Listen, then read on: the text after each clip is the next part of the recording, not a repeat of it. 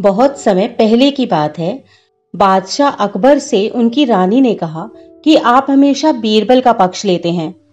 आप बीरबल को अपने दरबार में सबसे अधिक महत्व देते हैं। मेरा भाई मानसिंह भी तो समझदार है। आप मेरे सामने उसकी तारीफ तो कभी भी नहीं करते। आप हमेशा बीरबल के ही गुण गाते रहते हैं।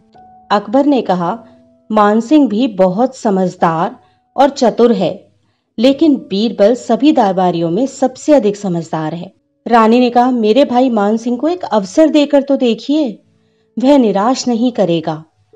अकबर ने कहा, ठीक है, मैं कल दरबार में उन दोनों की परीक्षा लूंगा और तुम देखना, हमेशा की तरह बीरबल ही परीक्षा में सफल होंगे और कल यह बात साबित कर देंगे कि सबसे समझदार और चतुर कौन है। अगले दिन अकबर ने बीरबल और मानसिंह दोनों को दरबार में बुलाया और कहा, ईरान देश के राजा हमारे मित्र हैं।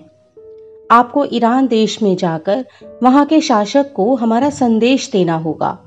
वह हमारे सबसे प्रिय मित्र हैं, इसलिए हम अपने सबसे अच्छे और समझदार वजीर को वहां भेज रहे हैं। मानसिंह और बीरबल दोनों अकबर का संदेश लेकर ईरान के लिए निकल पड़े।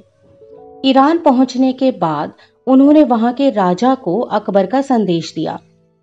राजा ने जब अकबर का संदेश देखा तो वह संदेश देखकर एकदम हैरान हो गए, क्योंकि उन दोनों को फांसी देने का संदेश लिखा गया था।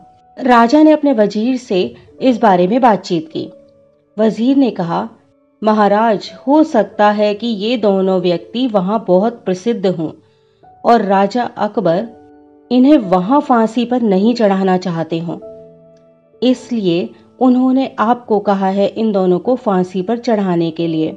राजा को लगा कि शायद हाँ, ऐसा हो सकता है, इसलिए अकबर ने हमें यह संदेश भेजा है।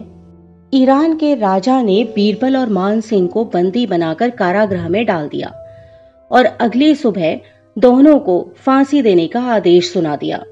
यह सुनते ही मानसिंह बहुत परेशान हो गया और अनुरोध किया कि वे उसे फांसी न दें, पर राजा ने उसकी एक नहीं सुनी। मानसिंह अत्यंत दुखी हुआ। राजा ने सैनिकों को बुलवाकर उन्हें बंधक बनाया और कारागार ले गए। मानसिंह जेल में जाने के बाद भी बहुत दुखी ही था। उसने बीरबल से कहा, कल हमें फांसी दे दी जाएगी और आप ऐसे चुपचाप बैठे हो, और आपने दरबार में भी ईरान के राजा को कुछ भी नहीं कहा। आखिर हमारा कसूर क्या है? हमें किस बात के लिए फांसी पर चढ़ाया जा रहा है? बीरबल ने कहा, तुम चिंता मत करो और शांत रहो, कल हमें फांसी नहीं होगी। मैं तुम्हें एक उपाय बताता हूं, तो वैसा ही करना जैसा मैं कह रहा हूं। अगली सुबह राजा के सैनिक उन दोनों को फांसी पर लटकाने के लिए ले गए।